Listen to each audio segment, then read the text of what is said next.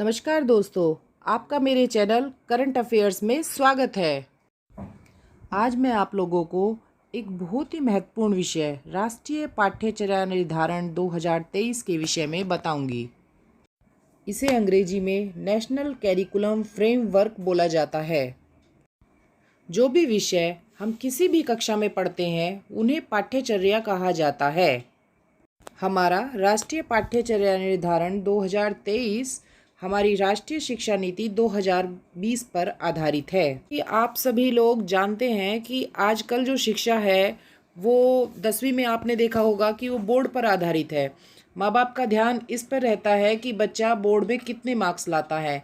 माँ बाप ये नहीं देखते कि बच्चा इन 2 सालों में क्या ज्ञान प्राप्त करता है, क्या शिक्षा लेता है। उनका ध्यान सिर्फ बोर्ड में मिलने वाले मार्क्स पर होता है।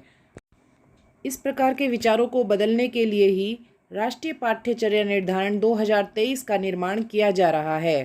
सब लोगों की जानकारी के लिए मैं बता देना चाहती हूँ कि नेशनल एजुकेशन पॉलिसी 3 बार प्रचारित की जा चुकी है, 1968, 1986, 2020 और हर पॉलिसी के बाद नेशनल कैरिकुलम फ्रेमवर्क किया जाता है। जैसे 1968 में एक पॉलिसी बनी तो उसके बाद 1975 में नेशनल कैरिकुलम फ्रेमवर्क बनाया गया। 1986 में एजुकेशन पॉलिसी बनने के बाद 1988 में कैरिकुलम फ्रेमवर्क बनाया गया। फिर 2000 और 2005 में उसमें सुधार किया गया। अब हमारी एजुकेशन पॉलिसी 2020 में बनाई गई है, तो अब हमारा फ्रेमवर्क 2023 में तैयार किया जा रहा है, जिससे कि हमें पता चलता है कि नेशनल एजुकेशन पॉलिसी बनने के कुछ ही वर्षों बाद नेशनल कैरिकुलम फ्रेमवर्क बनाया जाता है। इस नेशनल कैरिकुलम फ्रेमवर्क में विचार चल रहा है कि बोर्ड की परीक्षा वर्ष में कम से कम 2 बार आयोजित होनी चाहिए, जिससे परीक्षा का तनाव माता पिता में और बच्चों में कम हो सके। कक्षा 12 में सेमेस्टर प्रणाली लागू की जाए, जिसमें 2 वर्ष में कम से कम 4 सेमेस्टर हों और जैसे बच्चे पहले art side, science side, commerce आदि के विषय ले सकते थे, अब उन विषयों को हटाकर बच्चों को सभी विषय लेने अनिवार्य होंगे।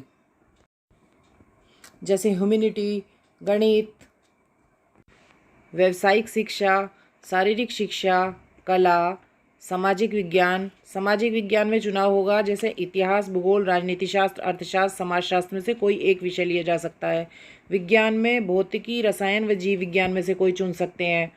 ऐसा इसलिए किया जा रहा है क्योंकि आजकल बच्चों में गणित के प्रति व अन्य कुछ ऐसे विषयों के प्रति भय उत्पन्न होता जा रहा है। यह भी प्रयास किया जा रहा है कि गणित को रुचिकर ढंग से बच्चों को समझाया जाए और बच्चों की सभी विषयों में रुचि उत्पन्न करने के लिए सभी विषयों का समावेश पाठ्यक्रम में किया जा रहा है। कक्षा 6 से ही बच्चों को व्यावसायिक शिक्षा सिखाने पर भी जोर दिया जा रहा है। जो हमारी पाठ्यचर्या में बदलाव किए जा रहे हैं, इसके बारे में आप लोगों के क्या विचार हैं? कृपया मुझे कमेंट करके बताएं कि पाठ्यचर्या का जो ये ढांचा बनाया जा रहा है ये सही है या गलत है।